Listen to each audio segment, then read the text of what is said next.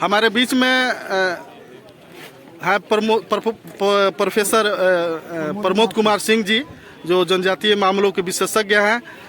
लगभग मेरे चैनल पे आप लगातार देखते रहे हैं, प्रमोद कुमार सिंह को सुनते रहे हैं, और फिर इनसे हम मिले हुए हैं तरवारा में। चलिए जानते हैं, यहाँ पे महारानी दुर्गावती का बलिदान दिवस था। सर, महारानी दुर्गावती का बलिदान दिवस था, वो क्या संदेश देंगे सर? महारानी दुर्गावती न केवल मुगलों से लड़ाई लड़ी, बल्कि उन्होंने अपने क्षेत्र की जनता के लिए सिंचाई का संसाधन विकसित किया, विद्यालय खुलवाए और समाज में, आदिवासी समाज में जागरूकता फैलाई और एक अच्छे शासक के रूप में अंतिम सांस तक उन्होंने लड़ाई लड़ी। तो ये हमारे लिए आदर्श की बात है, आदिवासी समाज के लिए आदर्श की बात है। आज इस कार्यक्रम में हम लोग यहाँ आए, राज्य अनुसूचित जनजाति के अध्यक्ष भी आए, मैं भी यहाँ मौजूद था और सैकड़ों साथियों ने यहाँ आकर के हमारा और समाज का उत्साहवर्धन किया। आदिवासी समाज का अभी विकास हुआ है और विकास की ओर उन्मुख है। समाज में जागरूकता भी बढ़ी है बिहार में। अभी पहले आरक्षण रोस्टर 44 था, अब उसको घटा करके बिहार सरकार ने आदिवासी समाज के दबाव पर 19 क्रमांक पर ला दिया है। इससे आदिवासी समाज के लिए लोकसभा में 40 सीटों में एक सीट सुनिश्चित होने का प्रावधान होने की उम्मीद बढ़ गई है और 243 विधानसभा की सीट में तीसरा विधायक आने की संभावना बढ़ गई है। दूसरा है कि अभी 21 छात्रावास जो है बिहार सरकार द्वारा आवासीय विद्यालय, 21 आवासीय विद्यालय कार्यरत हो गए हैं। अभी हाल ही में माननीय मुख्यमंत्री नीतीश कुमार जी ने 5 आवासीय विद्यालय का उद्घाटन किया है। बिहार के राजधानी में 1 एकड़ जमीन माननीय मुख्यमंत्री ने उपलब्ध कराया है और पटना में बहुत बड़ा एक जनजातीय शोध संस्थान अब स्थापित हो रहा है।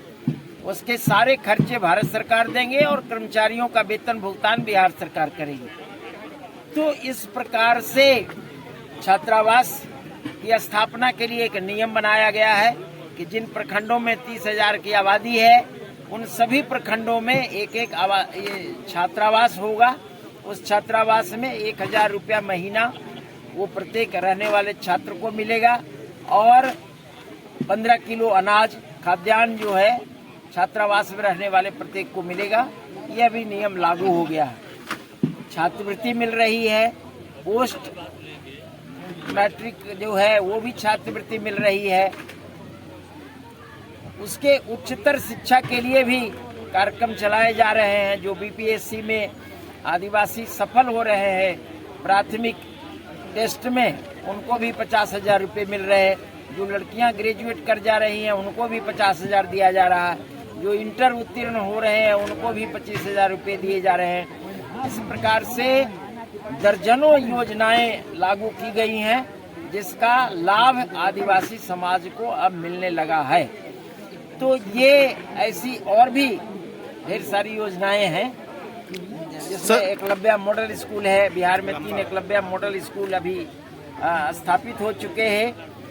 2 का भवन भी बन चुका है, 1 चालू भी हो गया है, 1 के भवन निर्माणाधीन है और 16 एकलव्य मॉडल स्कूल जो आवासीय विद्यालय के रूप में काम करेंगे वो भारत सरकार ने स्वीकृत किया है। उसकी जमीन तलाश की जा रही है।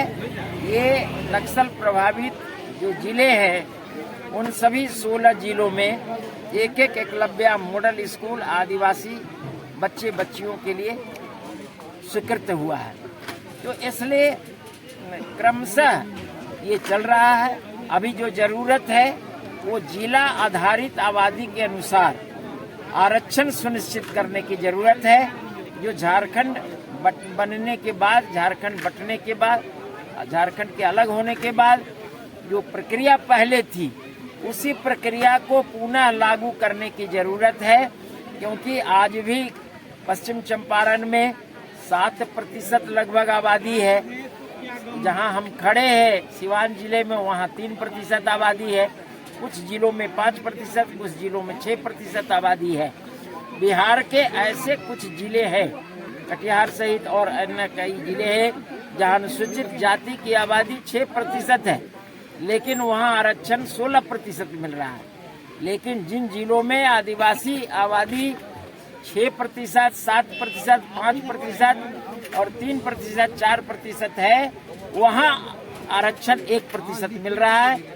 ये आदिवासी समाज ने जो मुद्दा उठाया है ये विचारणीय है और मैं समझता हूं बिहार सरकार को भी इस पर अमल करना चाहिए ताकि आदिवासी समाज के पढ़े लिखे बच्चों का भला हो सके। सर, सारण कमिश्नरी के अंतर्गत कोई भी सरकारी बीएड कॉलेज नहीं है जिससे यहाँ के रहने वाले आदिवासी समाज के छात्र और छात्राएं इससे लाभान्वित नहीं हो रहे हैं।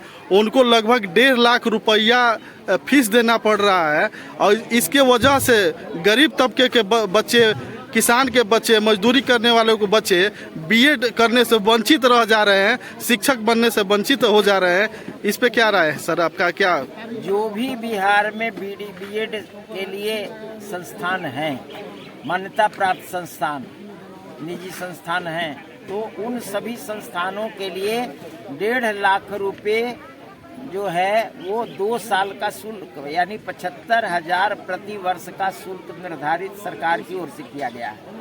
तो 1.5 लाख रुपए वो मानक है, स्थापित है और उस मानक के हिसाब से वो लिए जा रहे हैं। उसके लिए बिहार सरकार ने एक स्टूडेंट क्रेडिट कार्ड योजना बना दी है कि जिन गरीब छात्रों को, अनुसूचित जनजाति के छात्रों को आर्थिक दृष्टि से संपन्न नहीं रहने के कारण पढ़ाई करने में, बीएड की पढ़ाई करने में दिक्कत है, वो स्टूडेंट क्रेडिट कार्ड लेंगे।